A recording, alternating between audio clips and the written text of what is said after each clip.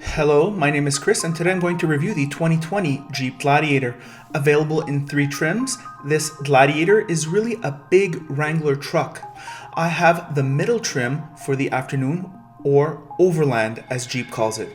But first, the base model, or Sport S, starts at $47,245 Canadian. This mid-trim model, or Overland, starts at $51,245, and the all-dress Rubicon goes for $54,245.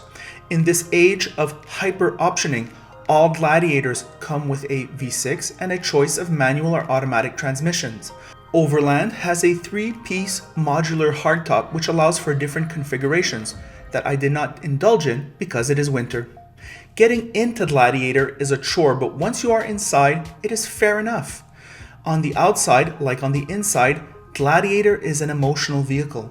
The interior manages to look modern, yet the heritage is never forgotten, and Jeep is very good with these Easter eggs I like. In this Overland, the bed liner is an option, and you can load up to 1,140 pounds. The base version can take 1,600 pounds.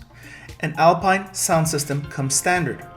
The Jeep website is easy to use and provides a great shopping experience, allowing you to compare and contrast the different models correctly. The one engine offered is a V6 that makes 285 horsepower and 260 pounds of torque and does 14.3 liters in the city and 10.4 liters on the highway, which means 2027 mpg for American customers. Transmission choices are a 6-speed manual and an 8-speed automatic, and pleasingly for all models. Here are my thoughts on the road. Hello, car lovers driving the 2020 Jeep Gladiator. This is the mid-trim model. I'm just going to make a few remarks about how this vehicle drives. For those of you who've never owned a Jeep, what is it like driving this vehicle? Well, first of all, you sit very high. I mean, this is an intermediate. I mean, it's basically a big Wrangler, and you sit so high. In fact, these grips here, you need to hold on to them to get on board, whether you're sitting in back or in front. The other thing is that this window, although it's not that high, since it is vertical, you may get the impression that you don't have a good visibility because the window's so small, but you actually have a great visibility. It's very good.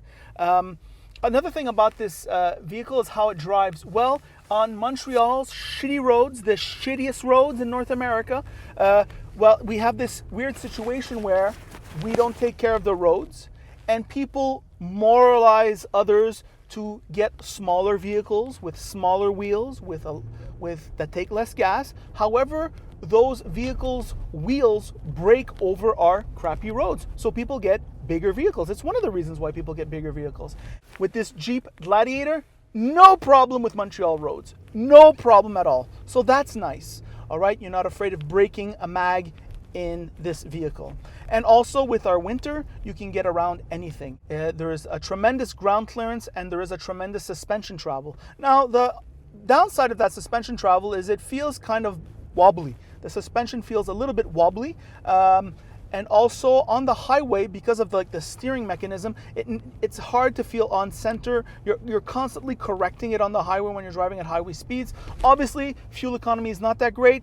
We are driving essentially 2 rectangles, one on top of each other, and well, the fuel economy can't be great. And that's just the way it is. The power is sufficient. This V6 is fine. The transmission doesn't draw attention to itself. That's very nice. The Uconnect is probably the most user-friendly on the industry. It has a nice, crisp graphic. It responds quite quickly, and it's very easy to use, and Apple and CarPlay are standard. And you kind of need that today. I think everybody's listening to podcasts or Apple Music, or you're always on your phone even when you're in your vehicle. And this is especially true when you're in traffic, doing the daily grind.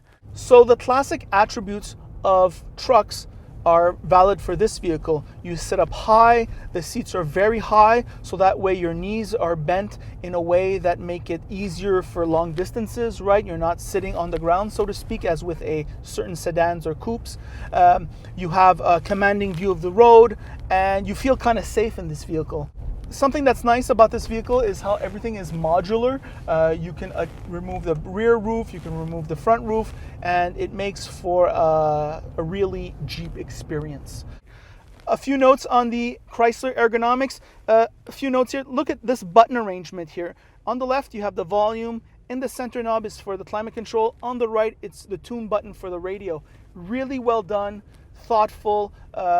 Ross makes the remark that although this interior feels like what Jeeps used to be, it has this modern touch and it feels modern. You don't feel outdated, and that's an excellent remark. There was a lot of thought in that design and this ergonomic. Nice steering wheel also, comfortable seats like I said before, and it's the goods. It's the goods at that level. So those are my thoughts on the Jeep Gladiator 2020. I certainly recommend it for the lease, maybe not so much for the purchase. FCA has had reliability issues. I think it's a known entity, so I would just lease it first and see what happens. But apart from that, recommendable. So those are my thoughts. By the way, if you like this video, like it. If you don't like it, don't like it. And if you really like it, you should subscribe.